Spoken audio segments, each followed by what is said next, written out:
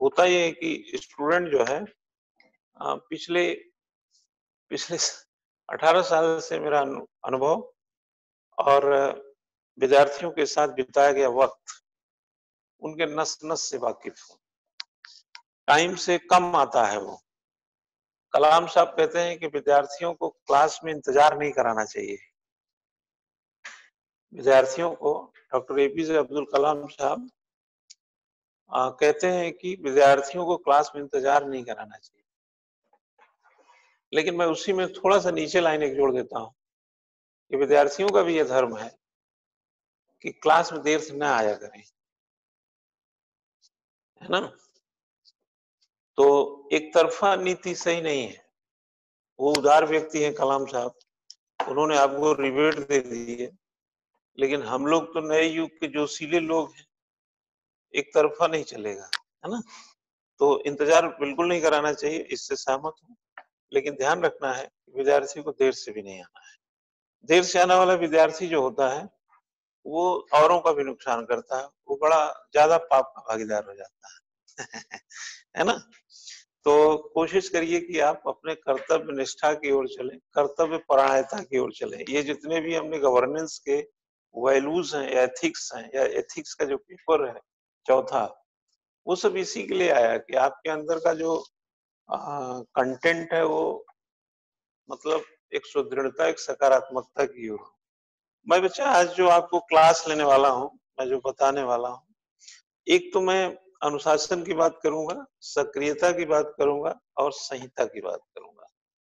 मैं यहाँ पर आ रहा हूँ, ये इस जगह पे मैं यहाँ पर सबसे पहले क्या करूंगा, यहाँ पर बात करूंगा अनुशासन की, यानी कि अनुशासन इट मीन्स डिसिप्लिन। मैं अनुशासन की बात करूंगा, नंबर 1। नंबर 2 मैं बात करूंगा सिविल सर्विस सक्रियता की, है ना? सक्रियता की बात करूंगा। और ये सक्रियता किसकी है? सिविल सेवा में, यानी कि सिविल सर्विसेज में ये सक्रियता है। एक्टिव होना बहुत ही वेल एस्पेक्ट, जैसे वैल्यूज कहा जाता है कि वैल्यूज एंड वर्क के बेस, यानी उसकी प्रकृति को, उसके नेचर को बड़ा कर दिया जाए, जोड़ दिया जाए, सक्रियता बात का जन्म हो जाता है। मैं अभी थोड़ा डिटेल देता हूँ उसको, और फिर हम संहिता की बात करें, जिसको बोलते हैं आचार संहिता। ये आचार संहिता भी बेटा सिविल सर्विसेज पे, पब्लिक सर्विस पर लागू व्यवस्था है आज संहिता, ये है ना? तो ये जो है इसको बोलते हैं code of conduct, code of conduct.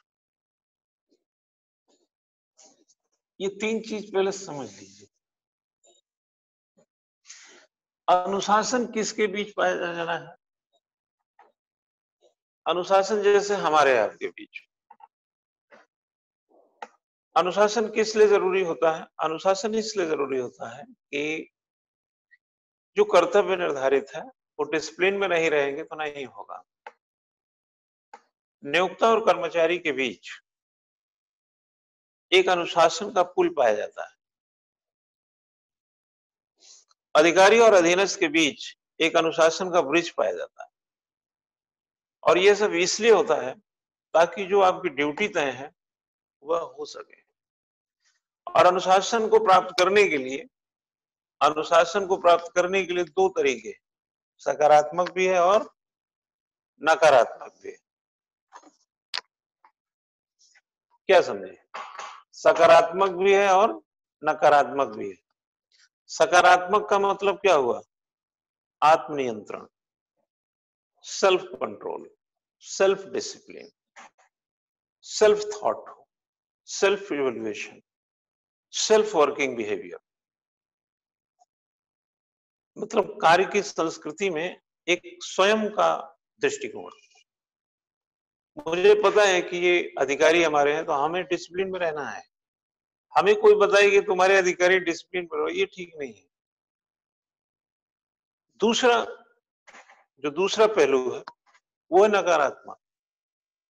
नकारात्मक में क्या होता है, जैसे हम आपको चेतना दें, चेताएं, धमकाएं, डराएं या किसी तरीके का, मतलब आप समझ गए, निगेटिव संदर्भों के साथ, है ना। मैग्रेगर ने इसी को मोटिवेशनल थ्योरी एक्स वाई के रूप में देखा। एक्स में वो धमका के काम लेने की बात करता है, डरा के काम लेने की बात करता है, यानी कि व्यक्ति के अंदर अगर उनको डराइए मत, धमकाइए मत, तो उनको डांटिए मत, तो उनके अंदर से प्रोडक्शन नहीं निकलता।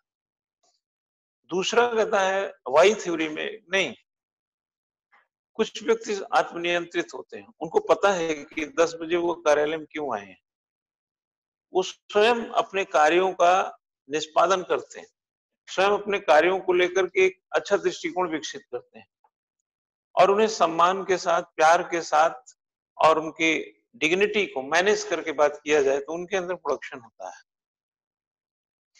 किसी भी संगठन में बच्चा दो प्रकार के लोग होते हैं। एक वो होते हैं जो अनुशासन, स्वयं अनुशासित होते हैं। जो स्वयं अनुशासित होते हैं उनका एक फायदा क्या होता है कि span of attention equal to span of control. ध्यान का क्षेत्र के बराबर, मतलब बराबर नियंत्रण का क्षेत्र। कोई भी अधिकारी जो होता है या जो कोई सुपरवाइजर है या मैं जैसे एक टीचर हूं, मैं हूं, मेरा ध्यान अगर जा रहा है कहीं पर और उसको मैं ठीक करने के लिए वक्त दे रहा हूं, जैसे क्लास में स्टूडेंट होता है, अगर वो पढ़ नहीं रहा है, लिख नहीं रहा है, किसी से बात करने लगा, मोबाइल निकालने लगा, ऐसा घटना हो जाती है, तो वो मेरा ध्यान ले जा रहा है। स्पैन ऑफ अटेंशन, ध्यान का क्षेत्र, हमने उसी का नाम क्यों लिया, रमेश ऐसे बोल दिया, ठीक। तो अगर इसमें कोई रमेश होगा तो उसको लग रहा है कि सर क्या देख रहे हैं, क्या हमको ऐसा करते, है ना, एग्जाम्पल है बेटा। रमेश, क्योंकि उसको पता है कि यहाँ क्या नहीं करना है, वो जानता है। जी सर। नहीं सर, जो भी उसको कहना है कहेगा, ठीक है, हमने भी उसको कह दिया ये तुम मत करो, मोबाइल रखो अंदर, चलो बोल दिया, उसको लाया लाइन पे लाने का प्रयास। लेकिन हमारा पहले तो अटेंशन ले गया, तो हम अपने वर्क से कट गए, जो लेक्चर दे रहे थे उससे कट गए हम, हमारा ध्यान ले गया। ध्यान के बाद फिर मेरा दिमाग ले गया, भाई जो चीज मुझे आपको समझाना चाहिए, कोड ऑफ कंडक्ट वगैरह, जैसे मान लो हम पढ़ा रहे थे, ये पढ़ाने में लगना चाहिए, तो उसको बता रहा हूँ क्या कि मोबाइल अंदर रखो तुम, ऐसे कैसे कर रहे हो तुम, एक तो तुम लेट आते हो क्लास में, फिर दूसरी बात तुम मोबाइल यहाँ खोलते हो, और क्या ये तुम इधर उधर बात करते रहते हो फालतू। अरे पढ़ रहे यार, उसके बाद जाना पेड़ के नीचे खड़े होके, बहुआ के पेड़ के नीचे बतिया लेना। तो ये चीज उसको जो मैंने बोला, ये बोला, फिर वहां से हट करके फिर आया क्लास। अगर ऐसे कई बार होता है, कई बार डिसिप्लिन भंग होता है, तो आप देखेंगे कि जो पूरे 2 घंटे में, 1.5 घंटे में जो भी वर्क का पूरा प्रोसेस है, उसमें जितनी बार हमने अनुशासन बनाने का प्रयास किया, वो टाइम नॉन प्रोडक्टिव गया, उसका उत्पादन से कोई लेना देना नहीं। हमने एक नेगेटिव कोऑर्डिनेशन बनाने का प्रयास किया, है ना। तो जितनी बार एक सुपरवाइजर या टीचर या मैनेजर या डायरेक्टर, व्हाटएवर, अधिकारी, अथॉरिटी, ये सब काम करेगा, टाइम तो चला गया, बट उसके बीच में नॉन प्रोडक्टिव बहुत सारे स्टेज आए, उसको हटा दीजिए, उसको हटा दीजिए, तो आपको प्रोडक्टिव टाइम इतना बचा, है ना। एफडब्ल्यू टेलर जो साइंटिफिक मैनेजमेंट का है, वो क्या कहता है, वो यही कहता है कि जैसे आप 3 घंटे पढ़ते हैं, मान 3 घंटे में आप ये पता करिए कि नॉन प्रोडक्टिव टाइम कितने चले गए मेरे। जैसे आप 3 घंटे पढ़ते हैं तो आपको कम लगता है, तो आप 4 घंटे पढ़ने लगते हैं, लेकिन कभी आपने गौर किया कि उस 3 घंटे के भीतर नॉन प्रोडक्टिव कितने टाइम थे। अगर आपको ये पता चल जाए कि नॉन प्रोडक्टिव टाइम ये है, तो मानो 3 घंटे में 1 घंटे आपने नॉन प्रोडक्टिव टाइम निकाल दिया, तो कितना घंटे की पढ़ाई हुई? 2 घंटे की। तो आप 3 घंटे में 2 घंटा पढ़ते हैं, अभी 4 घंटा करने की जरूरत नहीं है, आपको डिसिप्लिन होने की जरूरत है। डिसिप्लिन इस तरीके से होना है कि जो नेगेटिव चीजें हैं, जो प्रोडक्शन को रोक रही हैं, उसको कैसे कम करें। कोशिश करके 10 मिनट आपने कम कर लिया, तो अब 2 घंटे 10 मिनट हो गए, आवर वही है, 3 आवर में ही। ऐसे कर करके अगर आपने इसको 2.5 घंटे कर लिया, इन केस 2.5 घंटे, अब आपका नॉन प्रोडक्टिव आधा घंटा बचा। चलिए मान लेते हैं कि बहुत कोशिश करके भी लोग 100% डिसिप्लिन नहीं हो सकते, एक अंडरस्टूड है। और कोई भी अधिकारी, कोई भी सुपरवाइजर, कोई भी काम करने वाला व्यक्ति, कोई भी आपको देखने वाला, नियंत्रित करने वाला, कोई भी हो, आईएएस हो, डीएम हो, व्हाटएवर, अपने अधीनस्थ के बीच हो, कहीं भी हो, मैनेजर हो, मैं टीचर हूं, क्लास में हूं, सारे लड़कों की हरकतों को मैं नहीं देख सकता, और देखूंगा भी तो मैं अटेंशन नहीं लूंगा उसका, मैं ध्यान नहीं दूंगा। कुछ चीजों को नजर, जैसे आपका पेन गिर गया, उठा रहे हैं, तो हम नहीं ले जाएंगे उसको, है ना। जैसे आपकी कुर्सी पे थोड़ा सा चरर मरर हो गया, बैठने में कुछ गड़बड़ हो गया, ऐसा नहीं है कि क्यों भाई, क्यों, कैसे बैठा है, ऐसे नहीं करने लगेंगे। कुछ चीजें नॉन प्रोडक्टिव होंगी, मेरा अलर्टनेस जाएगा, थोड़ा सा मैं कटूंगा, 2-4 सेकंड ही सही, बट मैं उससे ज्यादा और नॉन प्रोडक्टिव टाइम नहीं बनाऊंगा, है ना। तो 100% तो होगा नहीं। तो 3 घंटे में 2.5 घंटे की पढ़ाई हो गई, आधे घंटे नॉन प्रोडक्टिव चला गया। अब चूंकि मैंने जैसे बोला कि 100% होता नहीं, तो आधे घंटे चलता रहेगा ये।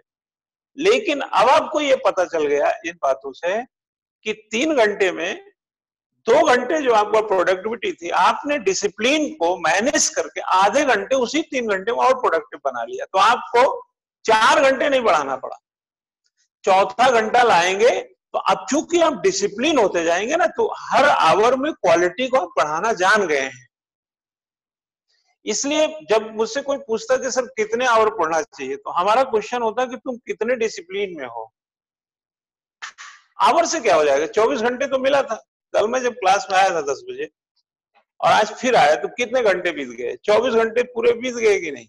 आप जरा कल्पना करिए कि 24 घंटे के बीच में आप कितना नॉन डिसिप्लिन होकर के नॉन प्रोडक्टिव रहे।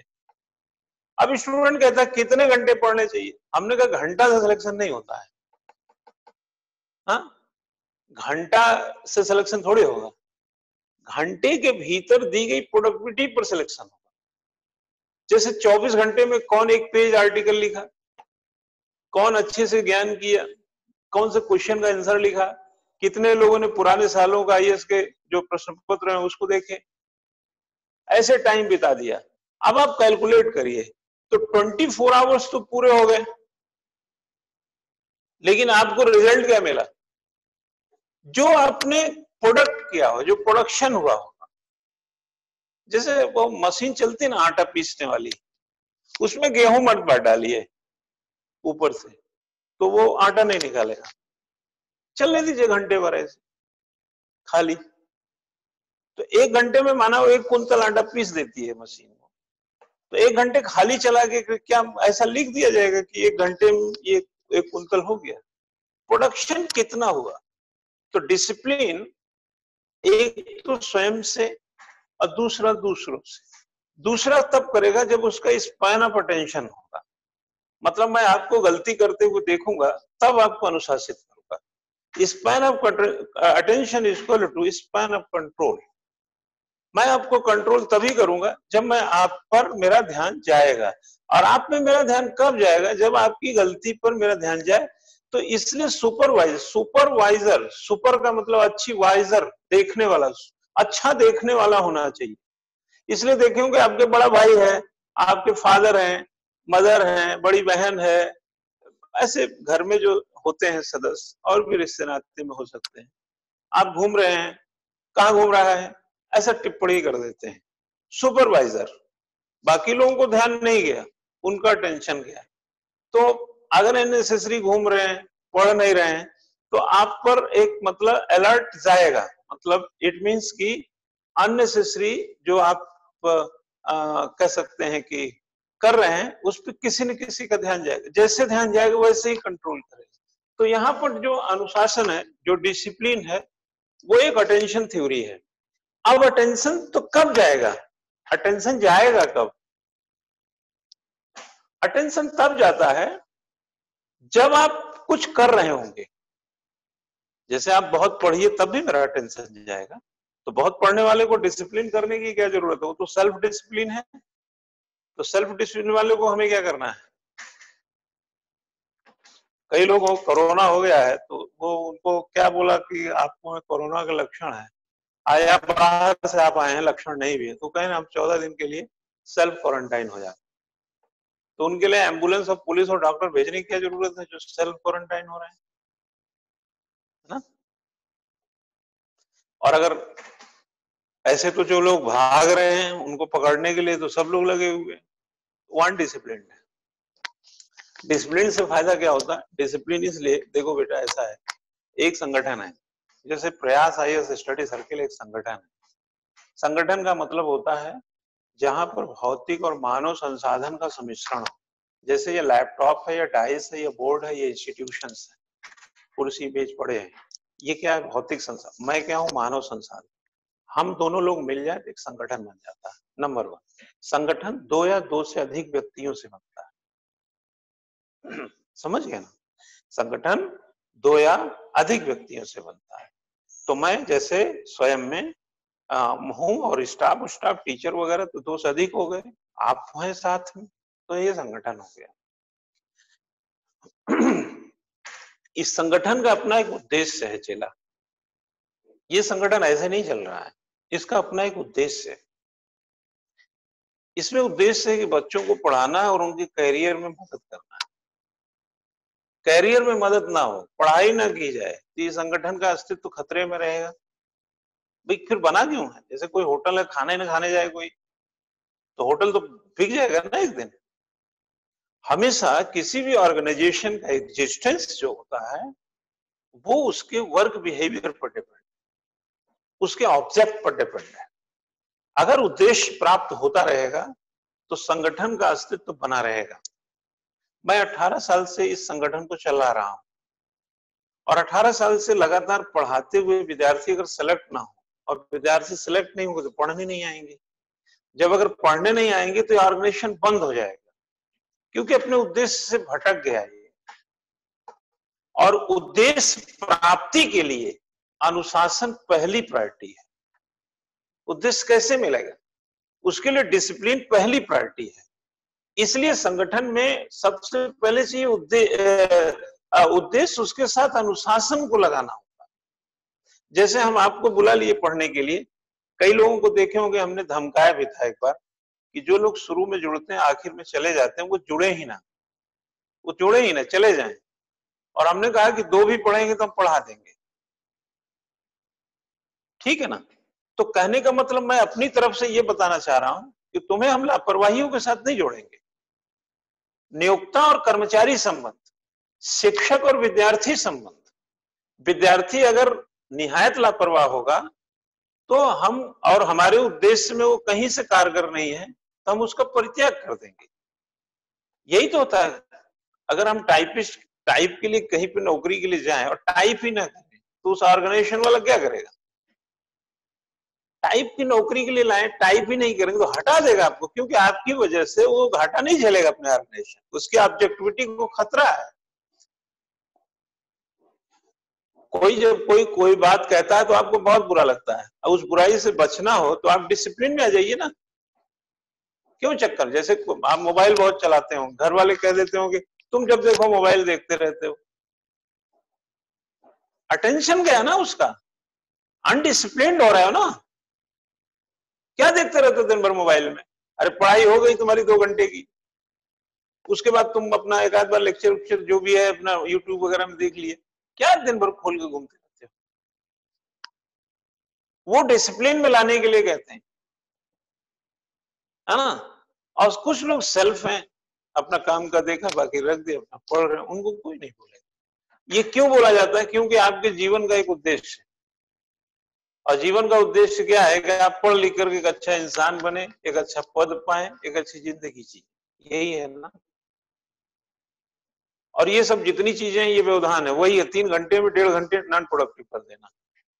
कोई गाना आ गया, फेसबुक देख रहे तो कहीं आ गया, आप उसको देखिए ना देखिए, आपके जीवन में कोई बहुत बड़ा असर नहीं डालने वाला। तो डिसिप्लिन हमें ये सिखाता है, ठीक है। डिसिप्लिन हमें नियोक्ता कर्मचारी संबंध को मधुर बनाने के काम आता है, अधिकारी और अधीनस्थ के बीच मधुरता विकसित करता है। वो इसलिए करता है क्योंकि सहयोग की भावना, सामूहिक प्रयास और एक विशिष्ट उद्देश्य की प्राप्ति के लिए सब लोग इकट्ठे हैं। हमारे आपके बीच में एक मधुर रिश्ता इस बात का परिचायक होगा कि हम प्रोडक्टिविटी को बेटर करेंगे। क्यों? आफ्टर ऑल हम इस ऑर्गेनाइजेशन का उद्देश्य है एक बेहतर, एक विशिष्ट लक्ष्य को हासिल करना, और इस विशिष्टता को तब तक नहीं पाया जा सकता जब तक पढ़ने और पढ़ाने वाले के बीच में एक अनुशासन का जन्म नहीं होगा।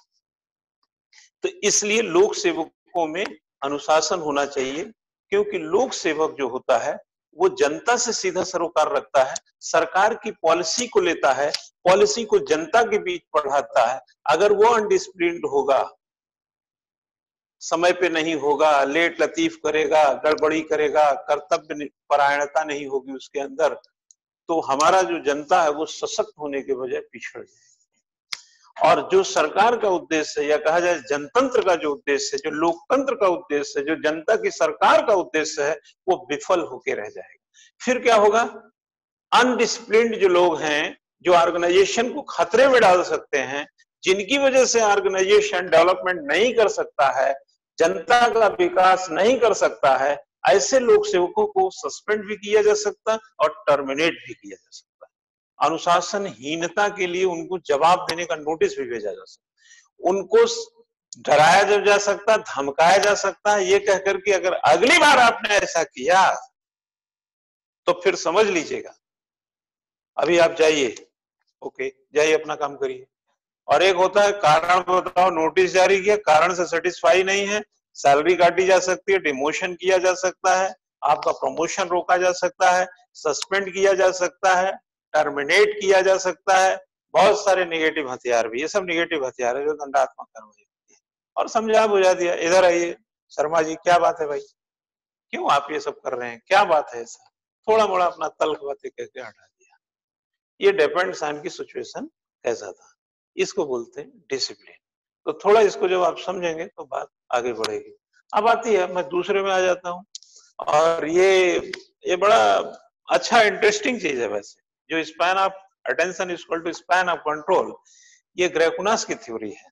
ग्रेकुनास एक मनोवैज्ञानिक अवधारणा के अंतर्गत एक ग्रेकुनास की थ्योरी है। और अटेंशन जो होता है, जब भी लोगों को लगता है क्या फर्क पड़ता है यार, थोड़ा मोबाइल ही तो जेब से निकाला था, सर इतने नाराज हो गए। नहीं, वो लड़का समझ नहीं पाया। जब अधिकारी बन जाओगे, थोड़ा सा मेरी उम्र में आ जाओगे और थोड़ा पढ़ लिख लोगे, मतलब तब तुमको लगेगा कि नहीं, इसका तो कुछ और भी मीनिंग होता है। इसलिए जो साइकोलॉजिकल, जो सोशल साइकोलॉजिकल जितने भी थ्योरीज आई, वो साइंटिफिक किसी प्रयोगशाला में प्रूव तो नहीं की गई, लेकिन उसकी जो रीजनिंग थी ना, जो तर्क थे, वो बड़े स्ट्रांग थे। वो व्यक्तियों के ऊपर भी प्रयोग किए गए, बट बड़े स्ट्रांग थे। अगर मोबाइल निकालने वाले व्यक्ति को हम अगर धमकाएंगे नहीं, उसको वहीं पे नहीं रोकेंगे, तो क्लास में बैठे हुए 100 जो स्टूडेंट है, उसमें से 20 स्टूडेंट को मोबाइल निकालने के लिए प्रमोट कर देगा। ये चीज वो नहीं जानता, उसको लगता है यार क्या है, थोड़ा सा वो व्हाट्सएप आ गया था, मैंने सोचा मेरे मित्र का एक आने वाला था, मैं निकाल के देखने लगा, सर इतने पे इतना तूफान खड़ा कर दिए, 10 मिनट का दुनिया भर का लेक्चर पिला दिए। अरे यार क्या हो गया, ऐसा हो नहीं सकता क्या? ठीक है ना, ये उसकी थिंकिंग है। बट जो जो सुपरवाइजर है, सुपर का मतलब अच्छी दृष्टि, मेरी अच्छी दृष्टि किससे, कि उसकी कुदृष्टि से बाकी प्रभावित ना। वो कुकृत्य है, वो सार्वजनिक जगह पे किया जा रहा है। ऐसे तो आप अपने घर में लेटे रहिए मोबाइल लेके, लेकिन अगर यहां पर हैं तो हमारे जो बाकी 99 स्टूडेंट हैं उस पर इंपैक्ट पड़ेगा, तो हम वो पर इंपैक्ट ना जाए, वो वहीं पर उसको दबा देंगे, वहीं धमका देंगे। देखोगे क्लास में कोई स्टूडेंट, 10 रेगुलर स्टूडेंट बैठे हैं, मे आई कम इन सर? नो, उनको बाहर कर दिया। पता इन लोगों। कोचिंग में कभी ऐसा होता है? कोचिंग में होता है कि आप मे आई कम इन सर बोलिए, 10 मिनट का लेट हो और फीस भी दिया हो तो भारी भरकम, और उसको आप लौटा दीजिए। 2017 तक हम अपने यहाँ एडमिशन में एंट्रेंस एग्जाम लेते थे, 2017 तक।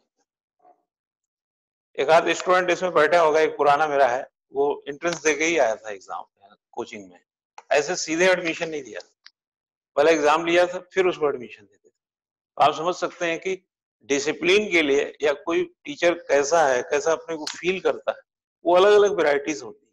अब आप कहेंगे सर कोचिंग में कहाँ एंट्रेंस होते हैं? हम लेते थे, हम करते थे। क्यों हम बिना मतलब वाले लोगों को पढ़ाएं? डिसिप्लिन का खतरा रहता है, हमारी सक्रियता पे खतरा रहता है, कोड ऑफ कंडक्ट खतरे में जाते हैं, फिर रिजल्ट खतरे में जाता है। कोचिंग को लंबा चलाना है तो विद्यार्थी कम रखो, डिसिप्लिन ज्यादा रखो और सिलेक्शन उससे ज्यादा रखो। कोचिंग कभी नहीं बंद होगी, कभी नहीं, चलती ही रहेगी। जब आप खेप का भाव विद्यार्थी भर लेते हैं, सारा तूफान अनडिसिप्लिन कर देते हैं, रिजल्ट 0 बड़ा सन्नाटा रहता है, फिर कोचिंग बंद होने में कोई टाइम नहीं लगेगा उसको। अब आइए काम की बात, यहां पर आते हैं। तो जो सक्रियतावाद है, सक्रियता में हमने बोला कि हर सिविल सर्विसेज का, हर पब्लिक सर्विस का अपना एक काम निर्धारित है। ओके, वर्क है ना, आपको पहले रिस्पॉन्सिबिलिटी दी गई है, बाद में राइट दिया गया, बाद में अधिकार दिया गया। आपको अथॉरिटी बाद में दी गई है, पहले दी गई है रिस्पॉन्सिबिलिटी। पहले तय तो हो जाए आप क्या करेंगे, उसी के अवसर में तो आपकी अथॉरिटी तय की जाएगी। जनरली होता है ये कि रेस्पॉन्सिबिलिटी और अथॉरिटी का, जैसे चेस्टन बर्नार्ड कहता है कि अधिकार उत्तरदायित्व में इतना भी बारीक से भी अंतर नहीं होना चाहिए। अगर उत्तरदायित्व ज्यादा हुए, अधिकार कम हुए तो उत्तरदायित्व पूरे नहीं होंगे, और अगर उत्तरदायित्व कम हो गए, अधिकार ज्यादा हो गए तो अधिकारों का दुरुपयोग होने लगेगा। ठीक, तो अगर आप जैसे माना ये जो जीबी मिलता है, 1.5 जीबी 2 जीबी, जब याद करिए कि जब आप 200-300 रुपए देते थे और 1 जीबी मिलता था, तब आप काम की चीज देख करके डेटा बंद कर देते थे। डिसिप्लिन में ज्यादा थे कि नहीं? अब आपके उपयोग से ज्यादा चीजें मिल रही तो उसका दुरुपयोग हो रहा होगा। ये मुझे कहने की जरूरत नहीं है, that is a common sense. हमने तो एक आर्टिकल ही लिखा था साइबरी समाज पर, डिजिटल सोसाइटी पर, जो इंटरनेट का जाल है उस पर लिखा था कि कितने टाइम नष्ट करते हैं लोग। जैसे इस समय पढ़ने के लिए नहीं आएंगे, अभी पढ़ते पढ़ते 1.5 घंटा हो जाएगा, 1 घंटे बाद तो कई लोग निकल जाएंगे बंद करके और यूट्यूब पे गाना सुन रहे होंगे, लेकिन सुशील सर का आचार संहिता पे लेक्चर नहीं सुनेंगे, बोझ हो जाता है। क्या समझे? एक चीज जान लेना बच्चा, जो चीज बहुत कम अट्रैक्ट करती है वो बहुत ज्यादा ताकत की होती है। व्यक्तित्व को और किताब को, एक अच्छी किताब का समझ होना, मतलब समझ में आए, एक अच्छे व्यक्तित्व को समझ बहुत ज्यादा वक्त लगता है, क्योंकि बहुत लंबे वक्त में बने होते हैं। हमेशा अच्छा इंसान होगा और अच्छी किताब होगी, वो जल्दी समझ में नहीं आएगी। आप लालच वाला, लोभ वाला, झूठ वाला, मक्कार वाला, आपको जीवन खराब करने वाला कोई व्यक्तित्व होगा और कोई मतलब चटपटी किताब होगी, वो जल्दी से समझा देगा और वो भी जल्दी से समझ में आ जाएगा और बाद में जीवन को ले जाके गच्चे में डाल देगा। ठीक है ना? गांधी जी को पढ़िए, बहुत देर में समझ में आएगा। गांधी जी क्या कहते, बहुत देर में समझ में आएगा, है ना? लेकिन गांधी जी को पढ़ेंगे तो मजा नहीं आएगा ना। मजा लेने के लिए नहीं है वो समझने की चीज है, जीवन उतारने की है। खैर, वैसे व्यक्तित्व को एक बार अपने जीवन में उतार के देखिए, 10-20% आप गांधी होंगे, 40-50% होके देखिए, बदल जाता है जीवन। तो यहाँ पर जो सक्रियतावाद है, हर किसी का, जैसे मतलब पब्लिक सर्विस का काम डिसाइडेड है, बोला ना रेस्पॉन्सिबिलिटी अधिकार, जब डीएम है तो आपको पता है डीएम का क्या काम है, लेकिन उसमें कार्यों का जो स्वरूप है और जो मूल्य है, उसको अगर नयापन दे दिया जाए, इन्वेंशन कर दिया जाए, उसकी प्रकृति को नूतन कर दिया जाए, तो इसी को बोलते हैं लोक सेवा में सक्रियता। जैसे सब पढ़ा रहे हैं क्लास में, ऐसे बना के सब कर रहे हैं, लेकिन अगर इसी क्लास में नूतनता डाल दी जाए, सक्रियता आ जाएगी, मूल्य को बढ़ा दिया जाए, सक्रियता आ जाएगी, आधार जो प्रकृति है कार्य का वो आमतौर पर दूसरों से भिन्न कर दिया जाए तो एक्टिव हो जाएगा। तो सिविल सर्विसेज में सक्रियता, सुप्रीम कोर्ट वगैरह लोकहित की याचिकाएं सुनना, आप जाइए 1985 में या उसके पहले जो लिटिगेशन वगैरह की थोड़ी चर्चा, 85 में जब बेऊर जेल वगैरह में जाइए ना बिहार में, वहीं बैठ के न्याय होने लगा। वो जज भगवती प्रसाद जरा सोच के देखिए, अरे कोर्ट में भी नहीं, जेल में भी न्याय हो गया ना, अलग प्रकृति का काम हो गई, न्यायिक सक्रियता समझिए। इसी तरीके से आप वहां का देखिए, यहां का केस देखिए, निठारी कांड देखिए नोएडा का, जज जो अखबार पढ़ते हैं उस पर टिप्पणी कर रहे हैं। आप न्याय मांगने जाते हैं ना, न्याय मांगने जाते हैं कि नहीं? अखबार तो न्यायाधीश भी पढ़ते हैं, देख रहे हैं देश में क्या हो रहा है, अपना वर्जन है। ये कैसा एक्टिविज्म? माना मैं थानेदार हूं, लेकिन कोई एफआईआर ही नहीं कराने आता, तो मैं क्यों एफआईआर लिखूं? लेकिन मैं सड़क पे जा रहा हूं, एक आदमी को पीट रहा है, माने का क्यों पीट रहे हो, दोनों को पकड़ो ले चलो थाने। वो तो न्याय मांग नहीं रहे ना, वो तो आपस में लड़ाई कर रहे हैं। जब कहीं झगड़ा होता है तो लोग जाते हैं ना एफआईआर कराने की, साहब वो मार दिया पीट दिया, तब तो समझ में आता है ये तो उसका काम है कि कोई आपसे कुछ अनुशासन या कहा जाए कहीं दिक्कत है तो उसकी मदद कीजिए। लेकिन ये कैसा? इस तरीके से जो एक्टिव एस्पेक्ट है, जो सक्रिय एस्पेक्ट है, जो इनिशिएटिव लेने वाले परिप्रेक्ष्य, आज जैसे सिविल सेवक जो कल बनेंगे, ये अपेक्षा की जाती है। क्या समझे? आपने सुना होगा कि एक बुजुर्ग महिला है, सब्जी बेच रही हैं, मैं पढ़ा था एक महिला डीएम के बारे में कि वो उसकी पूरी सब्जी खरीद लेती हैं, उसके पास ना आधार कार्ड है ना कुछ है, फिर उसको बनवाती है, अपने अधिकारी को ऑर्डर देती है, इसके खाने की, रहने की, ये व्यवस्था, पेंशन की तमाम चीजें कराती है। उनसे मांगा तो नहीं था ना उन्होंने। ये होता कार्य की प्रकृति बदलने, इसको बोलते हैं सिविल सेवा में सक्रियता।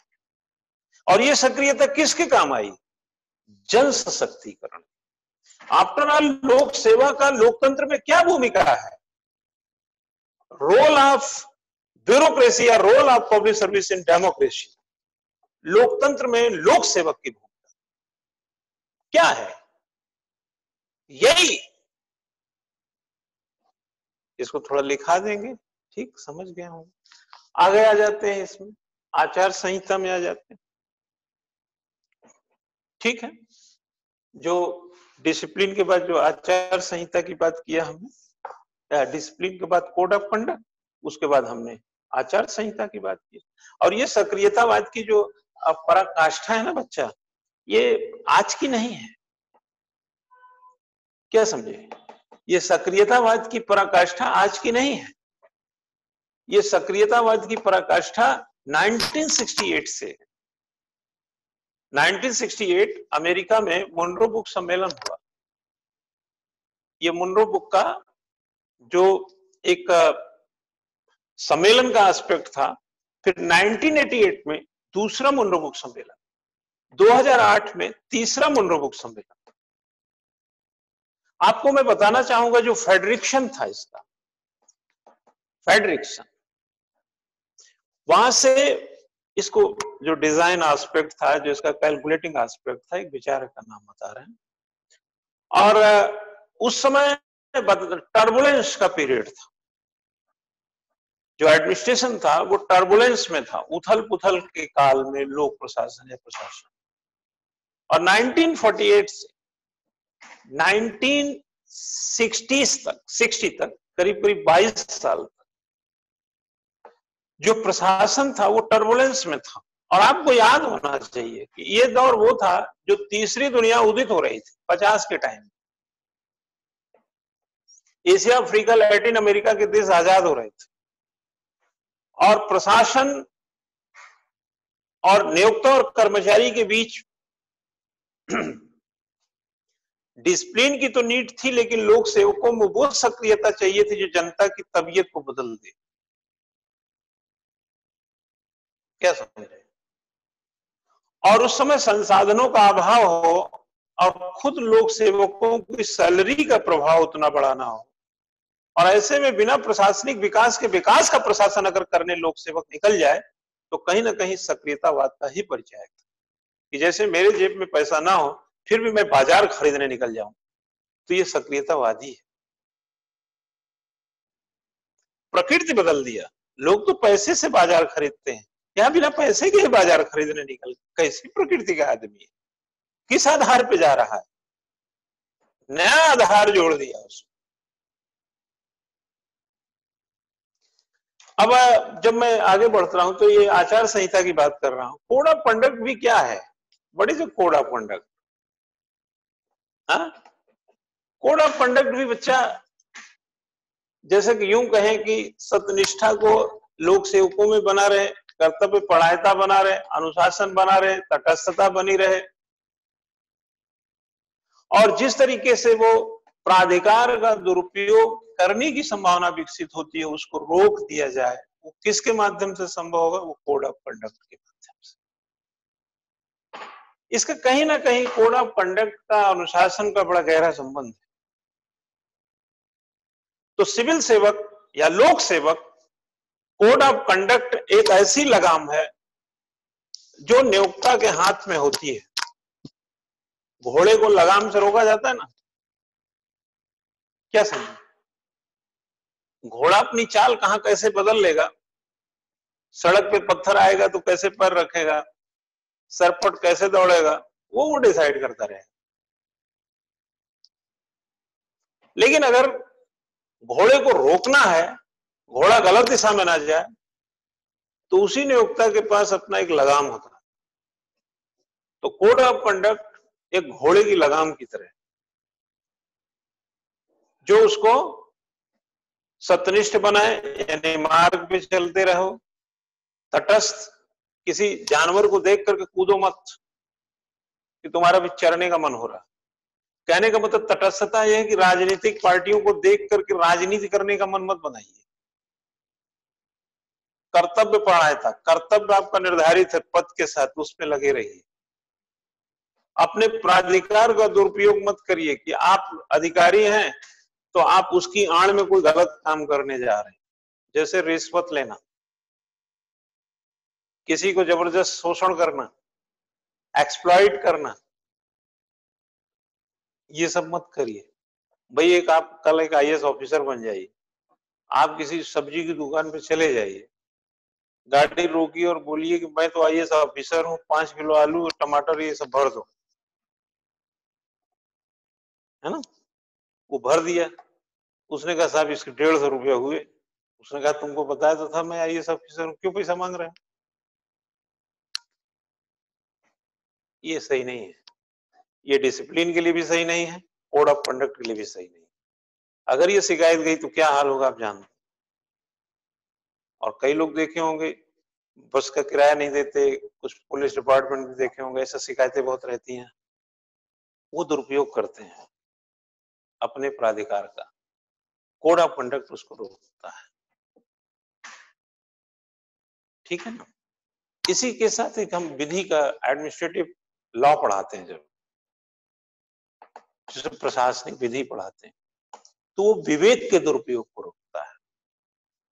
विवेक, विवेक भाई आप, you are rational personality, you are विवेकशील, आप एक विवेकशील प्राणी। आप अधिकारी हो गए तो क्या होगा, आपका विवेक कहीं थोड़ी चला गया। लेकिन अब विवेक का आप उपयोग उतना करने की जरूरत नहीं है, जितना जितना काम हो गया बस उतना ही करना, अनर्गल उपयोग मत करिए। ठीक है?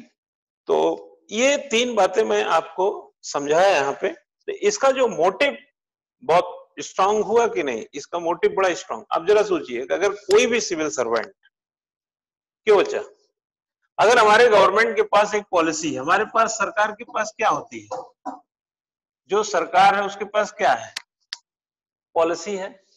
ये सरकार किसको पॉलिसी दिया, एडमिनिस्ट्रेशन को, एडमिनिस्ट्रेशन के पास भेज दिया। ये एडमिनिस्ट्रेशन ने क्या किया, बहुत बड़े मास को, जनता को, पब्लिक को क्या किया, पब्लिक को ये पॉलिसी एग्जीक्यूट कर दिया।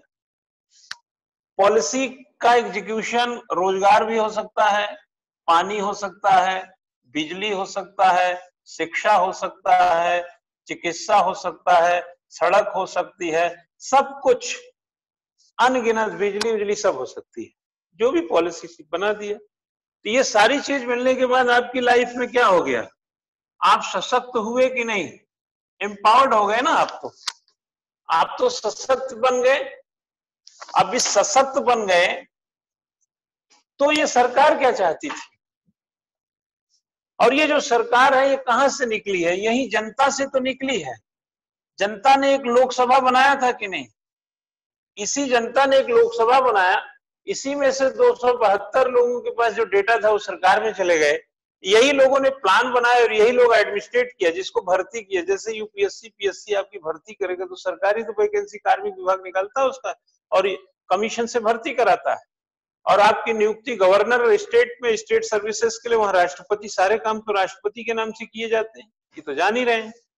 फिर यहाँ पर ये सारी चीज, आप सशक्त हो गए। वोट किसने दिया था, जनता ने। सशक्त कौन हुई, जनता। तो ये सारा ताना बाना किसके लिए, जनता के लिए। तो जनता के लिए पब्लिक सर्विस, पब्लिक का मतलब क्या हुआ, लोग, ऐसी सर्विस जो पब्लिक सर्विस है। ये तो पब्लिक सर्विस कौन देगा, पब्लिक सर्विस देने वाला। टीच कौन करेगा, टीचर। ठीक, तो पब्लिक सर्विस देने वाला ने पब्लिक को सर्विस दिया, इसलिए उसका नाम है पब्लिक सर्विस, लोक सेवक। लोक सेवकों ने सेवा दे दिया, किसको, पब्लिक को। जो सर्विस पब्लिक को दिया जाए पब्लिक सर्विस। ठीक, जो सर्विस पब्लिक को दी जाए वही पब्लिक सर्विस है। जो एडमिनिस्ट्रेशन पब्लिक के लिए हो वही पब्लिक एडमिनिस्ट्रेशन, और जो प्राइवेट के लिए वो प्राइवेट एडमिनिस्ट्रेशन। सिंपल। तो ये चीजें क्लियर हो गई, इसमें आ गया ना समझ में कुछ। चलिए थोड़ा सा लिखा देते हैं तो ये बात स्पष्ट हो जाएगी। और लिखिए फटाफट, पहले आइए सबसे पहले लिखिए क्वेश्चन। क्वेश्चन के साथ लिखेंगे ना तो मजा ज्यादा आता है, और ऐसा पॉइंट बनवा देंगे ना कि आप पूछिए मत। लिखिए, लोक सेवा बिना अनुशासन के चल नहीं सकता। लोक सेवा बिना अनुशासन के चल नहीं सकता।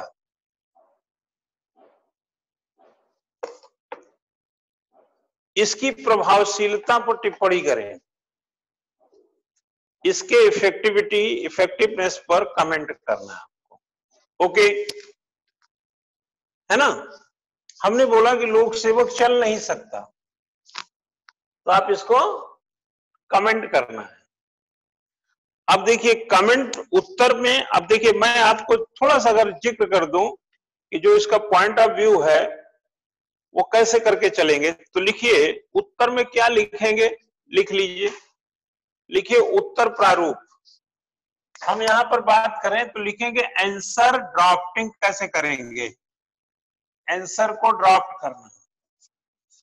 आंसर ड्राफ्टिंग में पहला नंबर, जो चीज आप बताते हैं, जैसे लोक सेवा बिना चल नहीं सकता, तो आप परिचय देंगे किसका, लोक सेवा का। सबसे पहले परिचय देना चाहिए, और परिचय ज्यादा नहीं देना चाहिए। परिचय जैसे आपका नाम है, परिचय है, परिचय एक पैरा नहीं होता। और फिर उसके बाद डिसिप्लिन का मीनिंग बताइए, अनुशासन का अर्थ लिख लीजिए। दूसरा लिखिए अनुशासन का अर्थ, मीनिंग ऑफ डिसिप्लिन, डिसिप्लिन की मीनिंग। फिर इसके सकारात्मक और नकारात्मक, वहीं पे दो शाखा फोड़ दीजिए, पॉजिटिव एंड निगेटिव। ठीक है, पॉजिटिव एवं निगेटिव लिख दीजिए। फिर लिखिएगा इसका उद्देश्य और आवश्यकता। किसका? ये अनुशासन का। इसका उद्देश्य, ऑब्जेक्ट एंड नीड, आवश्यकता क्यों पड़ती है, अभी सब बताया तो आप सुन के लिख सकते हैं, ठीक है। और लिखिएगा कि प्रभावशील लोक सेवक, इफेक्टिव पब्लिक सर्विस के लिए अनुशासन। प्रभावशील लोक सेवा के लिए अनुशासन, discipline for effective public service. अगर इस तरीके से किया जाए तो आप देखिए अनुशासन के बगैर चल नहीं सकता, अराजकता से नहीं चलेगा, चलेगा डिसिप्लिन से। ये उत्तर के ड्राफ्टिंग में आ गए, जो हमने आपको प्रश्न किया उसका एक ड्राफ्ट बना दिया छोटा सा। अब जैसे इसी के दायरे में लिख दी, निष्कर्ष मत लिखना, इसमें टिप्पणी है। अब जैसे इसी को 2 लाइन में मैं लिखवा देता हूं, फटाफट लिख लो। इसमें कर्मचारियों में अनुशासन की स्थापना या लोक सेवकों में अनुशासन की स्थापना, लिखिए लोक सेवकों में अनुशासन की स्थापना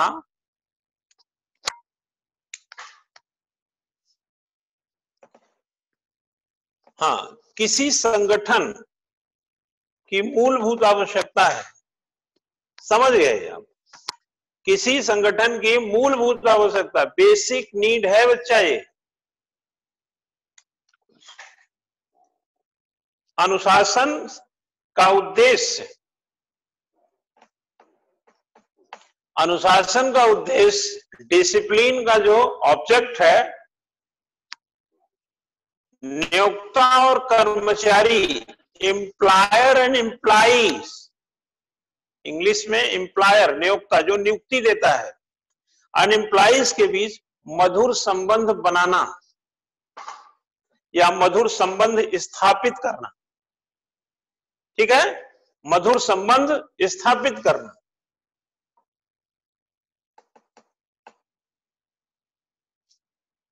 ठीक है। कार्य के दौरान, फंक्शन के दौरान, वर्क के दौरान, कार्य के दौरान कर्मचारी में नियंत्रण, स्टाफ चाहे लोक सेवक हो कर्मचारी, वो वर्ड वही हो गया, नियंत्रण,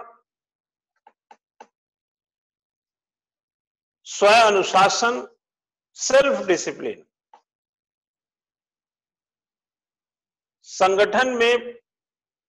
संगठन की उत्पादकता को मजबूत करता है, जो संगठन की प्रोडक्टिविटी है उसको मजबूत करता है, ठीक है, उसे मजबूत करेगा। नेक्स्ट है, इसके सकारात्मक और नकारात्मक दोनों पक्ष होते हैं, जो समझा रहा था, इसके पॉजिटिव नेगेटिव दोनों पक्ष हैं। लिखें, आत्मनियंत्रण, सेल्फ कंट्रोल, अच्छा चरित्र, गुड कैरेक्टर, और रेगुलरिटी, नियमितता। एक होता अनियमितता बोलते हैं, नियमितता। सकारात्मक अनुशासन है, क्लास में रोज टाइम से आना, अपना पढ़ने के प्रति मन बनाए रखना और स्वनियंत्रित रहना, ये सकारात्मक अनुशासन है। इसमें फिर कोई आपका हस्तक्षेप नहीं करेगा। नेक्स्ट है नकारात्मक अनुशासन में दंड विधा शामिल है, चाहे जैसा हो दंड विधा, है ना, दंड विधा शामिल है। ओके,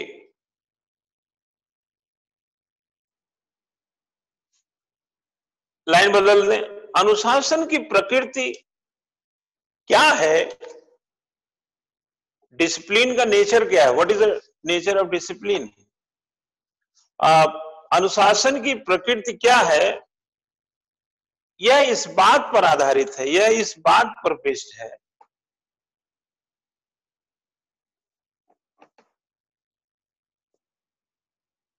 कि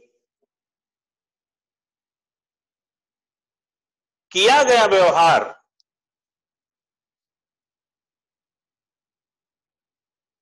किस उद्देश्य से संभव हुआ है, किया गया बिहेवियर किस उद्देश्य से संभव है, किस कारण से आपने ऐसा बिहेवियर किया। जैसे क्लास में से कोई विद्यार्थी अगर अपना फोन बंद करके चला जाए कि सर तो देख नहीं रहे हैं, छोड़ो यार,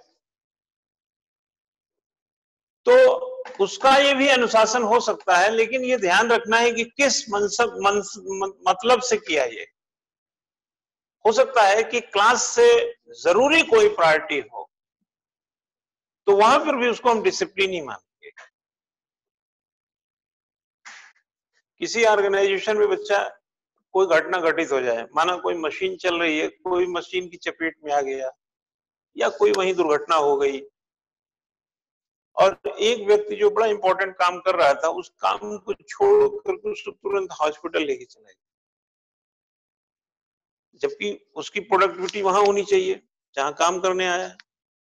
लेकिन नियोक्ता वहां पर ये देखेगा कि इसने जो काम छोड़ा उसकी प्रकृति क्या थी, कैसा व्यवहार किया।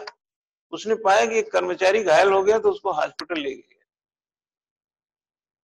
तो यहां पर अपना काम उसने नहीं किया, लेकिन अनुशासनहीनता नहीं मानी। तो इसलिए कार्य की, कहते हैं ना, अनुशासन की प्रकृति क्या है, ये करने वाला का व्यवहार निर्धारित करता है। कभी कभी आप अपना काम नहीं करके भी आप अनुशासन में रहते हैं। ये कोई जरूरी नहीं है कि आप कर्मचारी के साथ आप तनाव रखिए, नियोक्ता के साथ तनाव रखिए और अपना काम करिए। हमने लिखा है कि इसमें दोनों के बीच मधुर संबंध का मतलब क्यों?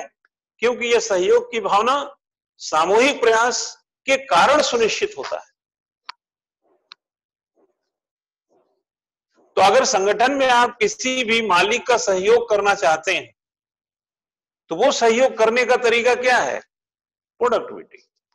एफडब्ल्यू टेलर साइंटिफिक मैनेजमेंट का आमतौर पर यही बात करता है। लेकिन अगर कोई कर्मचारी घायल हो गया, क्या अब भी प्रोडक्टिविटी ही डिसिप्लिन होगी? नेवर। अब उसकी मदर डिसिप्लिन होगी। तो किया गया व्यवहार डिपेंड करेगा इस चीज। एफडब्ल्यू टेलर साहब ने 1911 में जब किताब लिखी है अपनी, 1915 में उनका देहांत हुआ। मैं बड़ा इंस्पायर रहता हूं उनसे। 1856 में पैदा हुए थे। बड़ी अच्छी दास्तान उनकी, लेकिन मैं थोड़ा शॉर्ट में दो बातें बताता हूं। उनका हमेशा ध्यान रहता था प्रोडक्टिविटी, और वो हमेशा कहते थे खर्चा मत घटाओ, इनकम बढ़ाओ। वो एक्सपेंडिचर को मिनिमाइज करने की बात नहीं करते थे, वो इनकम को जनरेट करने की बात, इनकम को बढ़ाने की बात करते थे, मैक्सिमाइज करने। तो वो चाहते थे कि जो कर्मचारी है, जो संगठन में काम करता है, वो अभाव में न जिए, इतनी प्रोडक्टिविटी करे कि उसका जीवन प्रभावों में जिए, अच्छे जीवन जिए। वो भी पनीर मटर की सब्जी खाए, अच्छे कपड़े पहने, मतलब अच्छा चले। मटर पनीर थोड़ा बोल देता हूँ, पनीर थोड़ा महंगा आता है इसलिए ऐसा एग्जांपल दे देता हूँ। पालक आलू बोलूंगा तो हल्का हो जाएगा, तो पनीर डाल देता हूँ उसमें, तो थोड़ा महंगी सब्जी हो जाती, ठीक है ना। तो जो उन्होंने कहा है, तो एक बार उन्होंने कर्मचारियों को एक मेंटल रेवोल्यूशन, उनकी एक थ्योरी है मेंटल रेवोल्यूशन, मानसिक क्रांति। उन्होंने कर्मचारियों को, कर्मचारी और मालिक को बुलाया, नियोक्ता को, कर्मचारी को। जो मालिक था, जो फैक्ट्री का मालिक था, उससे पूछो तुमने ये फैक्ट्री क्यों लगाई? उसने कहा पैसे के लिए। सिंपल है, पैसा ही कमाने के लिए, ठीक है ना, पैसे के लिए। जब उससे कर्मचारी से पूछा कि तुम फैक्ट्री में काम क्यों करने आते हो, तो उसने भी कहा सब पैसे के लिए। ठीक है। टेलर ने कहा कि देखो ये मालिक भी पैसे के लिए फैक्ट्री लगाई, ये कर्मचारी भी पैसे के लिए ही फैक्ट्री में आता है, यहां तो बराबर हो गया मामला, दोनों को पैसे चाहिए। मालिक से पूछता है कि पैसे कैसे कमाओगे तुम? टेलर ने दूसरा क्वेश्चन किया उससे कि तुम पैसे कैसे कमाओगे? मालिक ने कहा प्रोडक्शन बेच करके, प्रोडक्शन बेच करके। फिर दूसरा क्वेश्चन वो मजदूर के पास लेके गया, यानी जो कर्मचारी थे, बोले तुम पैसे कैसे कमाओगे? बोला प्रोडक्शन करके। दोनों को बात समझिएगा। उसने कहा प्रोडक्शन बेच करके, मजदूर ने यानी कि जो वहां काम करने वाले लोग थे कामगार, उन्होंने कहा प्रोडक्शन करके, वो बेच के ये करके। तो टेलर ने कहा, तीसरा क्वेश्चन उसका है कि तुम दोनों को पैसा चाहिए, तुमको बेचने के लिए प्रोडक्शन चाहिए और इसको भी पैसा के लिए प्रोडक्शन ही करना है, तो पैसा आएगा किससे? पैसा प्रोडक्शन से आएगा। तुम प्रोडक्शन तब बेचोगे जब ये प्रोडक्शन करेगा।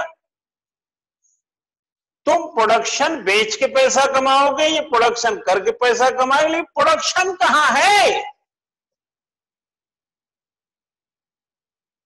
उसने कहा कि प्रोडक्शन करो, मेंटल रिवॉल्यूशन। मालिक और कर्मचारी का दिमाग एक कर दिया, भले ही वो मालिक हो भले वो कर्मचारी, लेकिन दोनों के दिमाग में एक बात चलने लगी, क्या? केवल प्रोडक्शन। यूनिट वाइज सैलरी दी जाती थी। अगर कर्मचारी 500 यूनिट प्रोडक्शन करेगा और फिर 600 यूनिट करेगा, तो ऐसा नहीं है कि 8 घंटे में उसने 500 किया तो वही पैसा पाएगा, 600 किया तो वही नहीं। टेलर ने यूनिट वाइज पैसा दिया कि जितना यूनिट करोगे, इस डस्टर को तुम लोगे 10 रुपए, इस डस्टर को लोगे 10 रुपए, 20 रुपए मिलेंगे। उसने क्या किया, जितना प्रोडक्शन, जितने यूनिट प्रोडक्शन उतना पैसा। तो मजदूरों के दिमाग में भर दिया, यूनिट बढ़ाओ पैसा लो। यूनिट बढ़ गई, मजदूरों के पास पैसा आया। यूनिट बढ़ गई, मालिक को बेचने के लिए प्रोडक्शन ज्यादा मिला, तो दोनों के पास पैसा ज्यादा आया कि नहीं आया? तो उसने कहा कि तुम एक्सपेंडिचर घटाने में लगे रहते हो, इनकम बढ़ाने को सोचो, और इनकम बढ़ता है प्रोडक्शन से। क्या समझे? ये भी एक वर्क बिहेवियर। तो जरा अब लिखिएगा, अनुशासन के उद्देश्य की आवश्यकता, need of a discipline objects. लिखिएगा, लिखिए, नियोक्ता कर्मचारी के बीच मधुर संबंध स्थापित करने के लिए करना, एक ये है जो लिखा है था पहले। एम्प्लॉयर एंड एम्प्लॉई के बीच मधुर संबंध स्थापित करने के लिए लिखें, नियम, रूल्स, विनियम, रूल्स एंड रेगुलेशन, जिसको रूल रेगुलेशन, और कानून, लॉ, जो नियम और बनाए हैं आप को स्वीकृति के लिए। अब जैसे हम ही ने कुछ नियम बनाए तो आपको स्वीकृति के लिए मतलब बताना पड़ता है ना कि ऐसा है भाई। आप स्वीकार करेंगे तभी तो अनुशासन रहेगा, नहीं स्वीकार करेंगे तो नहीं रहेगा, कम रहेगा, और ज्यादा करेंगे तो फिर समझ लीजिए। ठीक है, नियम, विनियम और कानूनी रीति को स्वीकार करने के लिए, वो स्वीकार कर लेंगे तो उनका नियम होगा, 10 बजे आइए, ये करिए, वो करिए, 5 बजे आइए। तो नेक्स्ट, नियोक्ताओं का कर्तव्य है कि उत्तरदायी व्यवहार सुनिश्चित करें, रेस्पॉन्सिबल बिहेवियर करें। ठीक है ना, रेस्पॉन्सिबल बिहेवियर करें। लोक सेवकों का उद्देश्य है ना, कर्तव्यों के आधार पर अनुशासन के साथ काम करें। कर्तव्यों के आधार पर, बेस ऑफ जो ड्यूटी है, को अनुशासन के साथ काम करें। शांति, सहनशीलता, नेक्स्ट लिखिएगा, शांति कामा सहनशीलता और बेहतर अभिरुचि का विकास, बेहतर अभिरुचि का विकास। आगे, बेहतर अभिरुचि का विकास। आगे, उच्च अधिकारी और अधीनस्थों के बीच समायोजन, एडजस्टमेंट, ऐसे नहीं कि प्रॉब्लम में हो, ठीक है ना। संगठनात्मक संस्कृति, ऑर्गेनाइजेशनल कल्चर का विकास करना। एक संगठन है, ये दिखना चाहिए, बटा हुआ संगठन ठीक नहीं होता, वो उद्देश्य पूरे नहीं करता।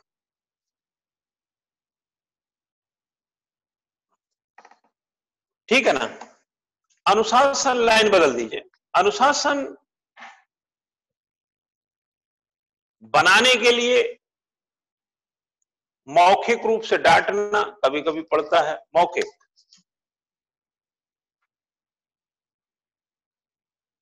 लिखित रूप से चेतावनी देना,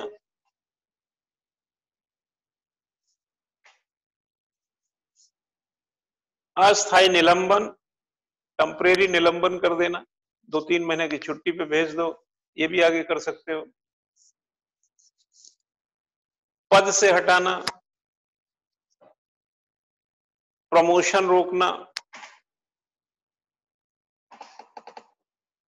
डिमोशन कर देना, पदावनति बोलते हैं इसको। एक होता पदोन्नति, एक होता पदावनति, नीचे की ओर, डाउनवर्ड। ठीक है ना, आदि शामिल है। तो और सकारात्मक ये है नियंत्रण वगैरह के लिए। ठीक, अब आते हैं सिविल सेवा सक्रियतावाद। नेक्स्ट हेडिंग डाल लीजिए।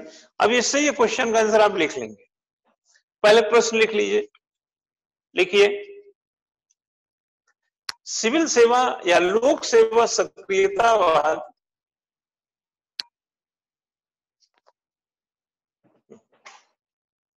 उदारीकरण के बाद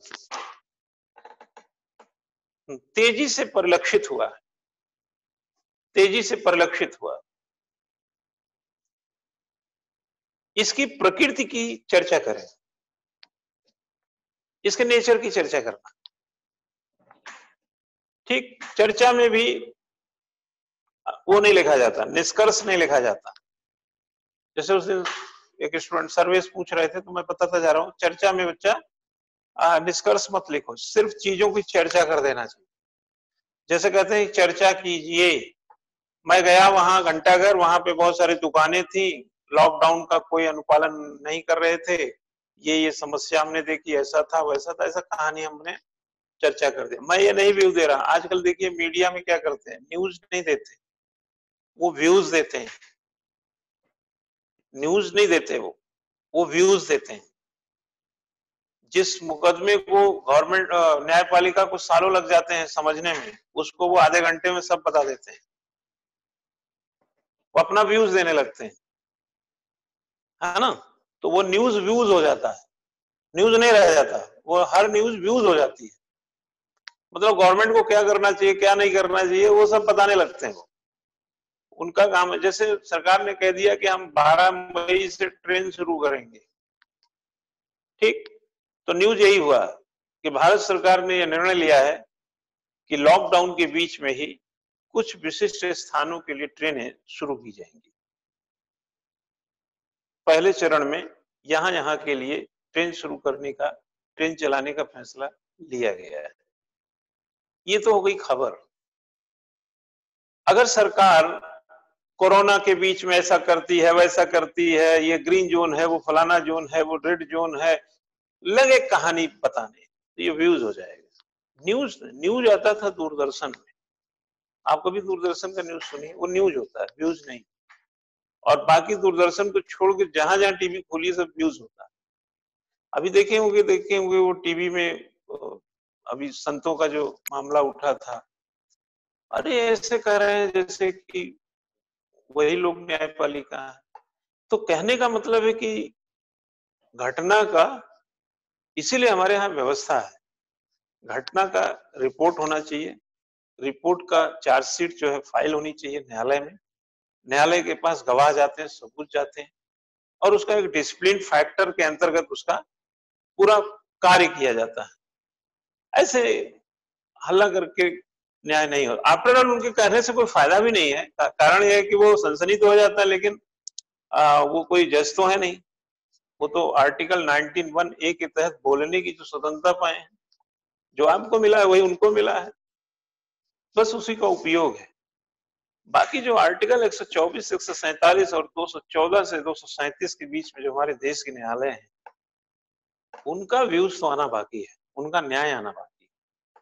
इसलिए आजकल हम लोग मीडिया की सक्रियता में पाए तो उनके व्यूज को पा सकते हैं, जबकि अगर लोक सेवक की सक्रियता की बात करें, जो वैधानिक सत्ता है, वो व्यूज नहीं देता है, वो इनिशिएटिव लेता है, वो नए मूल्यों से जुड़ता है, वह अपने कर्तव्यों को परिष्कृत किया है और एक नई प्रकृति का वातावरण बना लिया। जैसे आप समझ रहे हैं ना, तो ये सारी चीजों के कारण इसका जो एस्पेक्ट वो बड़ा हो जाता है। तो जरा क्वेश्चन आप लिख लिए हैं, लिखिए, लोक सेवकों के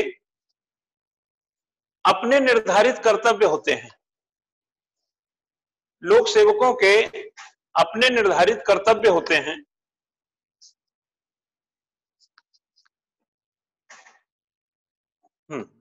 इसके कार्यक्षेत्र और मूल्य होते हैं। इसके कार्यक्षेत्र और मूल्य होते हैं। इन्हीं में कुछ नए मूल्यों, कुछ नए वैल्यूज, न्यू वैल्यूज व कार्यक्षेत्र के आधार पर, न्यू वैल्यूज एंड वर्क का जो आधार है, बेस है, उसके आधार पर, कार्यक्षेत्र के आधार पर कार्य करने की प्रकृति, कार्य करने का नेचर लोक सेवा सक्रियतावाद कहलाता है। बहुत 1.5 लाइन में लोक सेवा सक्रियतावाद कहलाता है।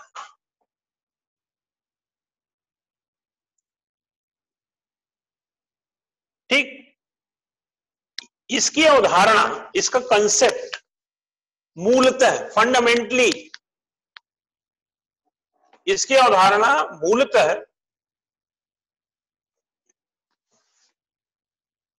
ठीक, इसकी अवधारणा मूलतः प्रथम मुन्नो ब्रुक सम्मेलन, मुन्नो ब्रुक, इस अंग्रेजी में लिखेंगे MINNOW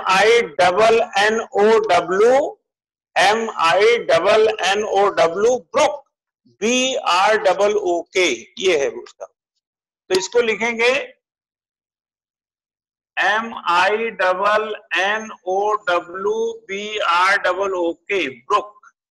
मुनरो बुक कॉन्फ्रेंस था, अमेरिका में ये हुआ 1968 में, ये पहला था। 2020 साल के बाद करते आइए, तो 1988 में आएंगे, 1968, 1968, फिर 1988, फिर 2008, 3 बार हो चुका। ठीक, अब 28 आएगा तो क्या पता 34वां भी हो। और यह एक प्रकार से युवाओं का सम्मेलन था। ये मुनरो बुक सम्मेलन को यंग कॉन्फ्रेंस बोलते हैं। इसी समय फिलाडेल्फिया में भी एक सम्मेलन हुआ था, मुझे लिखने की जरूरत नहीं है आपको। उस समय जब ये मुनरो बुक का सम्मेलन हुआ, पहले मुनरो बुक सम्मेलन हुआ, फिर उसके पहले फिलाडेल्फिया का सम्मेलन 67 का था, ये 68 का है। तो फिलाडेल्फिया का सम्मेलन बुजुर्गों का था, उसमें 70 साल के भी लोग आए थे। वो दोनों में क्या था कि एक कह सकते हैं कि एडमिनिस्ट्रेशन को जानने वाला था, एक एडमिनिस्ट्रेशन को बताने वाला था। जैसे मैं आपको एक सक्रियतावाद बता रहा हूं, आपको सक्रियता समझना है, तो एज फैक्टर होता है टीचर और स्टूडेंट में, जैसे एज फैक्टर थोड़ा होते हैं, तो उसी तरीके से इसको आप समझिए। तो ये एक प्रकार से युवाओं का सम्मेलन था, मुनरो बुक सम्मेलन।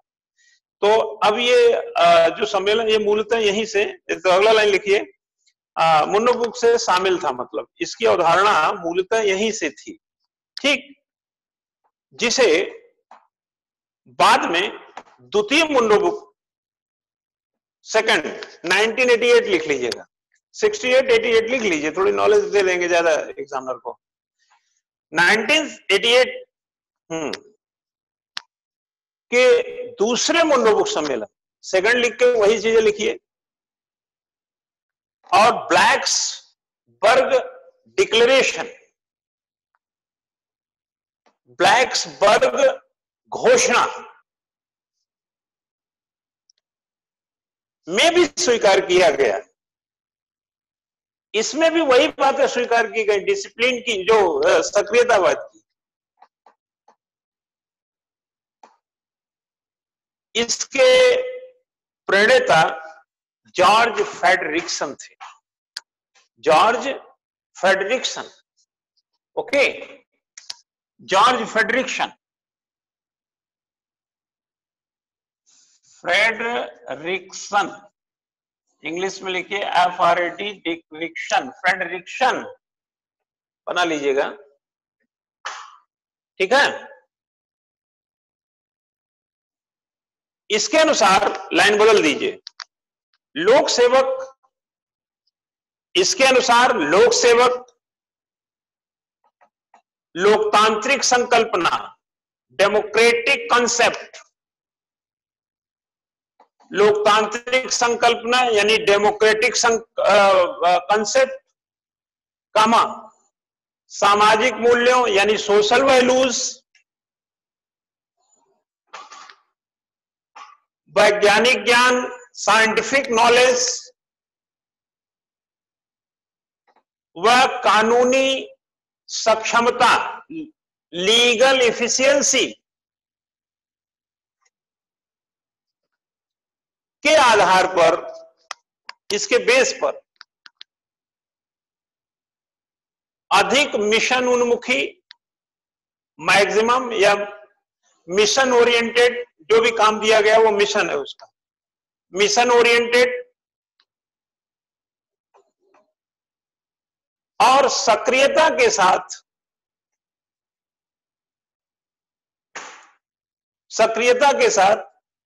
उद्देश्य, ऑब्जेक्ट, कामा संवैधानिक मूल्यों, कॉन्स्टिट्यूशनल वैल्यूज,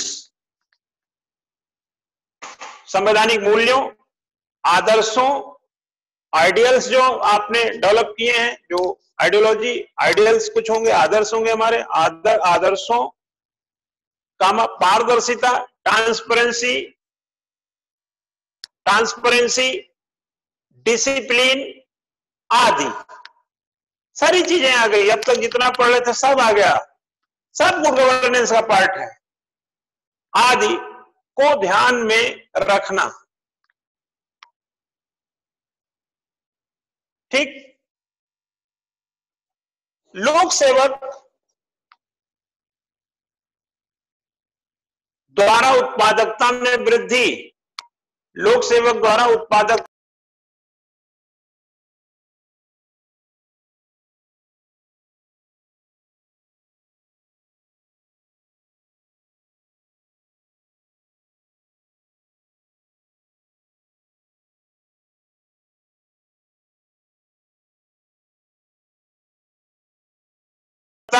व सामाजिक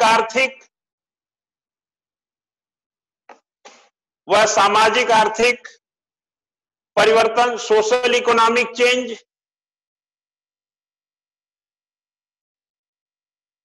मूल्यों में विस्तार, वैल्यूज में एक्सटेंशन ऑफ वैल्यूज, बजटीय अनुशासन, बजटरी डिसिप्लिन, राजकोषीय सुधार,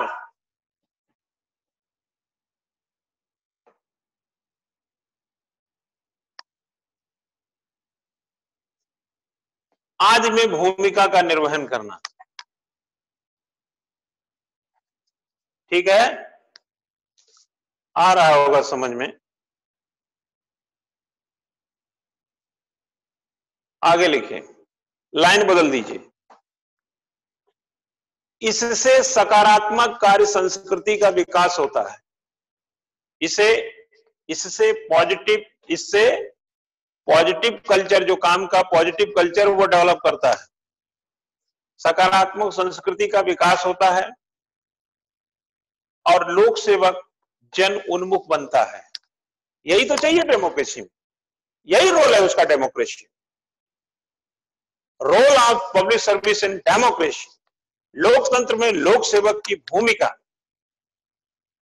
लोक सेवक जन उन्मुख बनता है। इससे मूल्य और अधिक सृजनात्मक होते हैं, क्रिएटिव हो जाते हैं, और मूल्य अच्छा सोचता है, मूल्य सृजनात्मक होते हैं, और कार्य संस्कृति में सुधार और परिवर्तन की भी चिंता करता है। वर्क कल्चर में रिफॉर्म एंड चेंज का भी एक थॉट रखता है, एक चिंतन रखता है, चिंता रखता है, एक दृष्टिकोण, व्यू रखता है।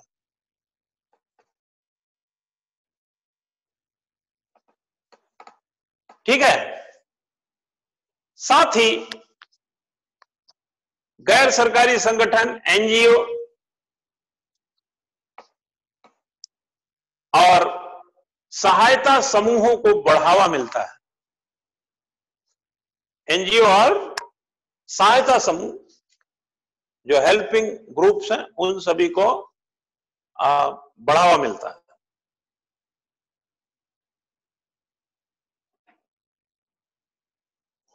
ये तो हो गया न्यायिक सक्रियता की बात। ठीक है। अब डिसिप्लिन का जरा एक क्वेश्चन लिखिए, कोड ऑफ कंडक्ट का क्वेश्चन लिखिए, क्वेश्चन लिखिए, लिखे, लोक सेवा आचार संहिता क्या है? What is a public service code of conduct? लोक सेवा आचार संहिता क्या है? इसकी आवश्यकता और महत्ता को ध्यान में रखते हुए, इसकी नीड और इंपॉर्टेंस को ध्यान में रखते हुए वर्तमान में प्रासंगिकता पर टिप्पणी करें। वर्तमान में इसकी प्रासंगिकता, प्रेजेंट टाइम में इसके रिलेवेंस पर कमेंट करिए, टिप्पणी कीजिए। ठीक है। अगर हम लोग ऐसे जैसा बात कर रहे हैं, आपको समझ में आ रहा है, कम आ रहा है तब भी आप समझते रहिए, और ज्यादा आ रहा है तो काम हो ही जाएगा। और क्वेश्चन लिखने की कला सीख गए तो काम तो कोई माई का लाल रोक ही नहीं सकता। क्या समझे? समझे ना? तो इसमें क्या आपको जानना है? सबसे पहले जानेंगे परिचय, सबसे पहले जानेंगे इंट्रोडक्शन। नंबर 1 पर लिखिए इंट्रोडक्शन। कोड ऑफ कंडक्ट क्या है, यही तो पूछा ना। इंट्रोडक्शन मीनिंग, वही परिचय, अर्थ। फिर आप जानेंगे इसका उद्देश्य, इसका ऑब्जेक्ट, यानी कि उद्देश्य। फिर तीसरा लिख लीजिए, तीसरा जानेंगे इसके अंदर एक जो चुनौती है, इसकी जो एक, इसके सामने जो चुनौतियां हैं, ये भी तो एक स्ट्रगल करता है, चुनौतियों को जानेंगे। फिर इसके साथ क्या सुझाव दे सकते हैं वो जानेंगे, सजेशंस को देखेंगे। ठीक। अब रही बात अन्य चीजों का, तो जो उद्देश्य में हमने बातें कही हैं उसमें हम उसकी महत्ता और विशेषता को दर्शा देंगे। आप इंपॉर्टेंस एंड सिग्निफिकेंस हम ऑब्जेक्ट के भीतर आपको बता देंगे। ये ऑब्जेक्ट के भीतर इसका इंपॉर्टेंस यानी महत्व और विशेषता। आप एक चीज जान लीजिएगा, कोई व्यक्ति अगर अपने उद्देश्य को हासिल कर ले तो उसके अंदर उद्देश्य हासिल करने की विशेषता थी, और उद्देश्य पाने के बाद समाज में उसकी महत्ता बढ़ेगी जरूर। क्या समझे? उद्देश्य एक व्यापक शब्द है, उद्देश्य में महत्ता और विशेषता का निहित पक्ष झांका जा सकता है। अगर कोई व्यक्ति अपने उद्देश्य में खरा उतरता है तो ये कहने में कोई गुरेज नहीं होना चाहिए कि उसे अपना मतलब उसका अर्थ पता था उसके अंदर इस बात की विशेषता थी, हमारे अंदर विशेषता एक हमारी इनर पॉलिसी है, और महत्ता एक सोसाइटी। महत्व कौन देता? महत्व दूसरे देते। जैसे अवार्ड देना, अवार्ड तो दूसरे देंगे ना। आपने देखे होंगे कि एक माझी ने पहाड़ खोद के झारखंड में सड़क बना दिया, बनाया ना। उनकी विशेषता क्या थी? उनके अंदर एक ऐसा संकल्प आ गया और उन्होंने, उनके अंदर एक विशेषता थी, बाद में उनको महत्व मिला।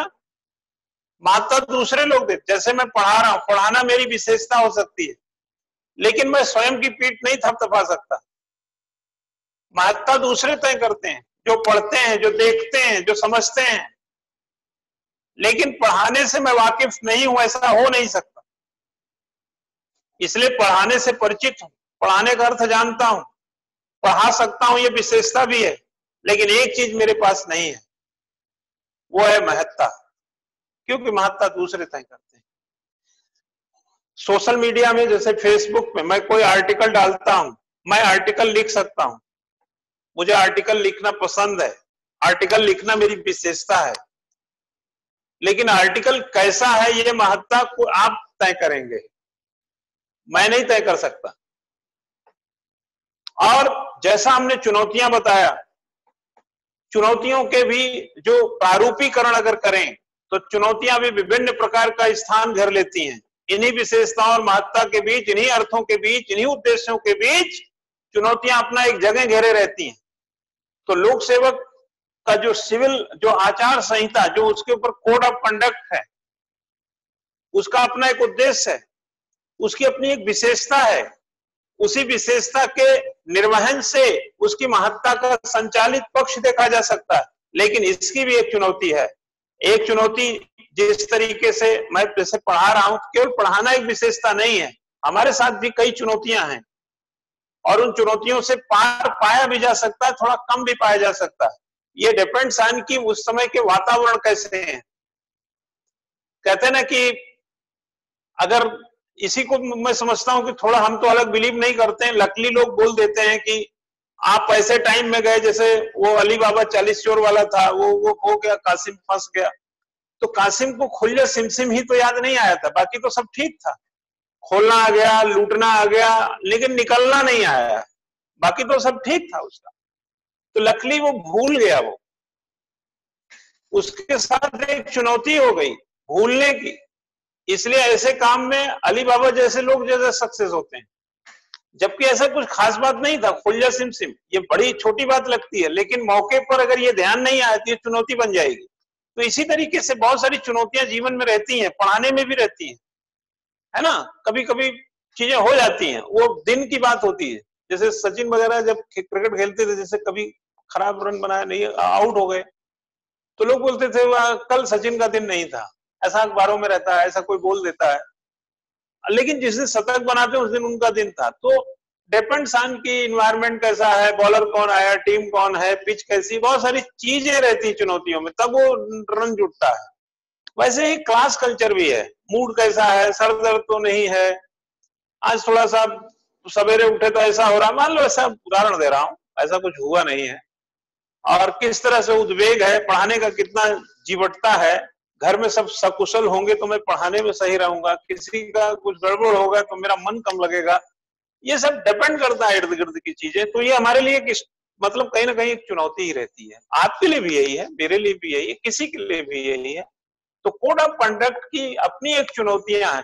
अब देखो, जैसे आरटीआई है, आरटीआई जब से आया, कई अधिकारियों के लिए भी एक चुनौती हो गई, है ना। लोक सेवा अधिनियम है, ये भी एक चुनौती है।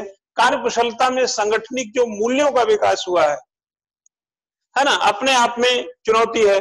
द्वितीय प्रशासनिक सुधार आयोग की कई सिफारिशें हैं, जैसे उन्होंने कहा लोक सेवकों को जो आर्टिकल 311 संविधान में संरक्षण मिला उसको खत्म कर दिया जाए, यानी कि लोक सेवकों को जो खत्म नहीं हुआ है उसकी सिफारिश थी 2003 में, जो वीरप्पा मोइली की रिपोर्ट थी कि अगर संरक्षण खत्म किया जाएगा तो इनके नौकरी जाने का डर होगा, तो ये ठीक से काम करेंगे।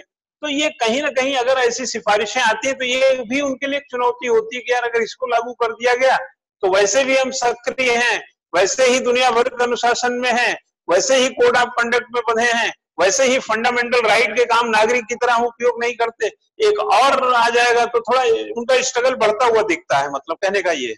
तो मैं आज इस प्रश्न को जो लिखाया हूं, इसके जो प्रारूपीकरण एस्पेक्ट है कल चर्चा करूंगा, क्योंकि आज टाइम थोड़ा ओवर हो रहा है।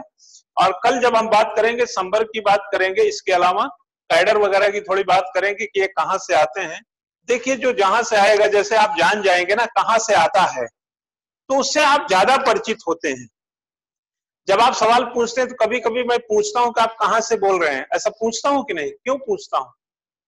मुझे पता चलना चाहिए कि कौन विद्यार्थी कहां से बोल रहा है, मुझसे क्या पूछ रहा, कौन कैसा। हालांकि कोई फर्क नहीं पड़ता, लेकिन फर्क पड़ता है, ये साइकोलॉजिकल फर्क पड़ता है।